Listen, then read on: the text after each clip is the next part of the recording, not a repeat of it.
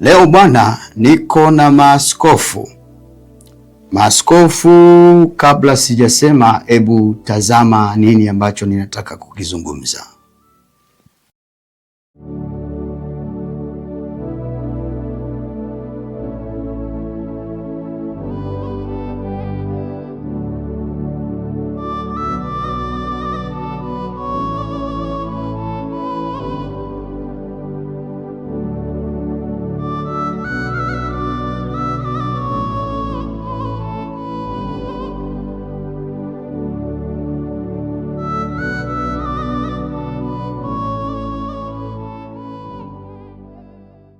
Leo nataka kuzungumzia mambo ambayo yanafanyika kwenye huduma hizi au madhehebu, na wakati mwingine wachungaji wanashindwa mahali pa kwenda kusemea kero zao, wakiwa wanawaogopa maaskofu wasije wakawafukuza kwenye huduma. Kwa hiyo wamekuwa katika hali ya uoga, hawawezi kusema. Kwa hiyo nashukuru Mungu, nilipata neema ya kuzungumza na baadhi, na leo nimepata kibali sasa niweze kuzungumza na maaskofu wote wanaonisikiliza. Tasoma Timotheo wa pili sura ya 3 na ule mstari wa 1. Lakini fahamu neno hili, ya kuwa siku za mwisho kutakuwa na nyakati za hatari. Katika siku tulizopo ni siku za hatari, ni siku ambazo lazima tuwe makini, lakini kwa sababu ni siku zilizokuwa zimetabiriwa. Maandiko haya wachungaji na maaskofu mmekuwa mkiwasomea washirika wenu, lakini mimi leo ninawasomea nyinyi sasa. Mstari wa 2, maana watu watakuwa wenye kujipenda wenyewe. Leo tumekuwa tukishuhudia wachungaji na maaskofu wakijipenda wenyewe, lakini leo nataka kudili na maaskofu ambao wako katika madhehebu. Tumeshuhudia maaskofu wengi ambao wanasimamia huduma. Kumekuwa na tatizo. Ukiweza kuangalia hapo utaona kuna picha ambazo nilikuwa nimeziweka. Hayo ni makanisa yaliyoko vijijini. Maaskofu wengi walioko katika ngazi za uaskofu sasa hivi wamelala kiroho, hawana tena ule uamsho wa kweli, yaani wamesababisha hata kuraza Wakristo wengine. Tunakumbuka zamani watu walikuwa wachungaji na maaskofu zamani walikuwa na uamsho mkubwa kwa sababu maaskofu wao walikuwa wamebeba maono. Lakini leo maaskofu unaweza ukaangalia ni watu wanaoshinda maofisini, ni watu ambao wanasubiri mishahara. Utaona hapa nasema, maana watu watakuwa wenye kujipenda wenyewe, wenye kupenda fedha. Kwa hiyo maaskofu siku hizi ni fedha tu.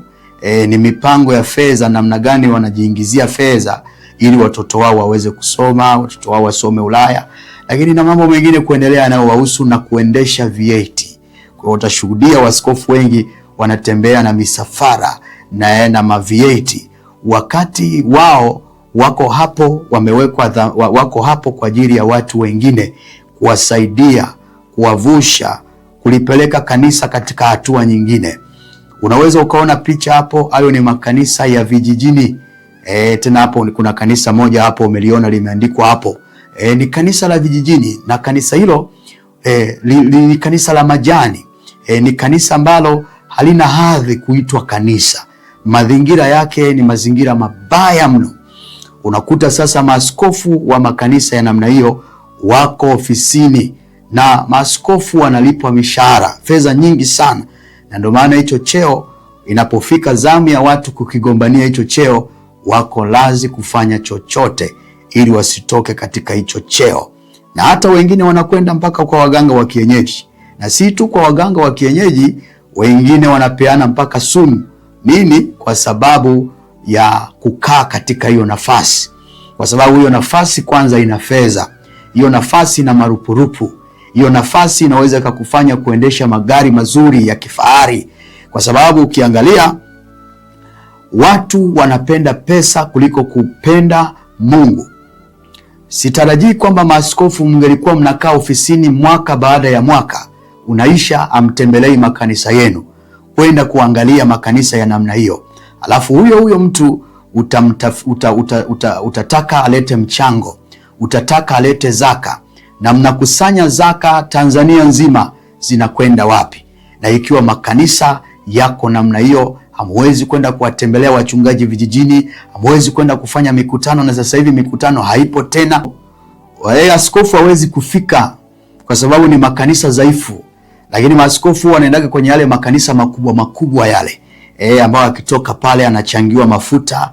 Nimewahi siku moja kwenda kuhubiri mahali mkoani huko. Nilipokwenda kule nilitumia gharama zangu na kila kitu. Akashangaa sana yule mchungaji, akasema inawezekanaje uje kututembelea alafu natumia gharama zako mwenyewe? Sisi huko askofu akija anasema tumtafutie hoteli nzuri tuilipe, anasema tuweke mafuta, unakuta anatembelea V8, kwa hiyo wajaze mafuta kwenye V8 yake. Kwa hiyo unaweza ukaona kwamba anasema askofu akiondoka pale tunabaki na madeni, tunaanza kulipa madeni tuliyokopa kwa watu wengine. Hana hata huruma, kwa sababu askofu unatakiwa ukifika mahali kanisa kama hilo ulione huruma. Kwanza kanisa kama hilo mnaweza kwenda, hamwezi kwenda. Lakini niko hapa kupiga kelele na kupaza sauti ya kwamba wakumbukeni wachungaji wenu walioko vijijini, nendeni kafanya mikutano kule, yainue hayo makanisa na myajenge. Unakuta askofu mmoja analipwa mshahara, mshahara unalingana na mshahara wa rais. Askofu anapata milioni 10 kwa mwezi. Sasa wewe unapata askofu milioni 10 kwa mwezi, halafu una makanisa nyuma yako madogo kama hayo. Mafungu ya 10 yote mnayakusanya, michango kibao usiseme.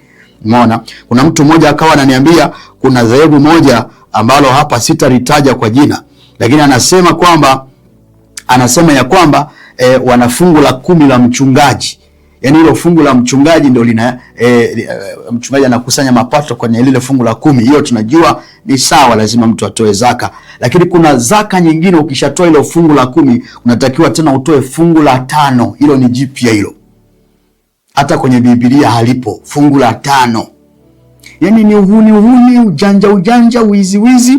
Alafu michango ya kila mwaka, kila mshirika kwenye hilo dhehebu, mimi silitaji, mnajijua, kwenye hilo dhehebu mnatakiwa kutoa shilingi 26,000. Kila mshirika atoe shilingi 26,000.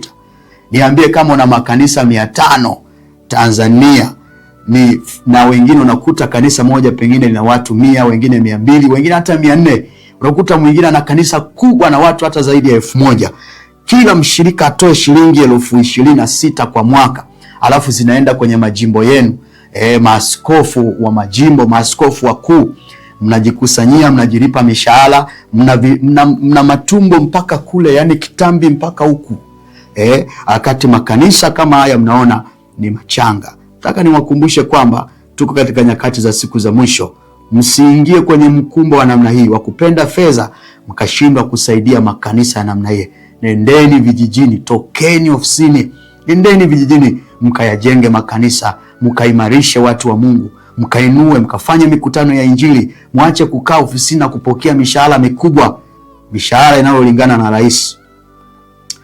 Kwa hiyo niko hapa kulionya kanisa, kuwaona kanisa la Tanzania ya kwamba kanisa la Tanzania, maaskofu mnatakiwa kubadilika.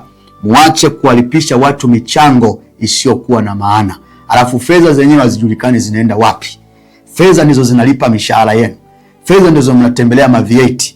Ukiingia katika nyumba ya askofu, magari yamemwagika, V8, maprado yako humo, wakati kuna mtu mmoja hana hata bati, wakati kuna mtu mmoja kanisa lake unavyoliona ni la makuti, wakati kuna mtu mmoja hajui aanzeje, na kuna watu wengine wako kwenye madhehebu ya kwenu hayo, wako kwenye maeneo ya kupanga, na mwisho wa siku wanafukuzwa kwenye hayo maeneo.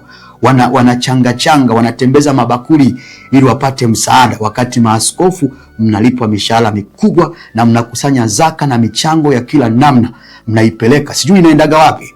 Hiyo mnajua wenyewe, lakini nataka kuambia kwamba hukumu ya Mungu itakuja, na Biblia inasema ya kwamba hukumu ya Mungu itakapokuja itaanzia madhabahuni. Maaskofu mna hukumu kubwa, mnashindwa kufanya kazi ya Mungu. Leo tunaona hakuna uamsho wote mmelala, wote mko ofisini, wote mnatembelea vyeti, wote mnatembelea vyoyozi. Hakuna mtu anaweza kwenda polini kule akalala. Kwenye makanisa kama haya mkayajenga, mkayaimarisha, mkalitangaza jina la Kristo, mmeshajiona wakubwa kuliko Yesu. Mjiangalie, mjitathmini na mwache kuwachangisha watu michango ambayo mnaenda kununua mavieti na mavitu makubwa makubwa. Mungu awabariki sana, naamini ujumbe umefika. Jirekebisheni na mtengeneze njia zenu. Yesu Kristo wa Nazareti anakuja. Msio watu wa kuwahubiri wengine maandiko wakati nyinyi mnajiondoa kwenye hayo maandiko. Siku za mwisho watu watapenda fedha, maana watu watakuwa wenye kujipenda wenyewe. Tunaona watu wanajipenda wenyewe, hawapendi watu wengine wenyewe, na tunashuhudia kwamba maaskofu mnajipenda wenyewe. Nenda mkasaidie wachungaji wenu vijijini, wana hali mbaya. Kajajengeni makanisa, acheni kupokea mishahara mikubwa na kujinufaisha wenyewe. Mungu awabariki wote. Shalom katika jina la Yesu. Amen.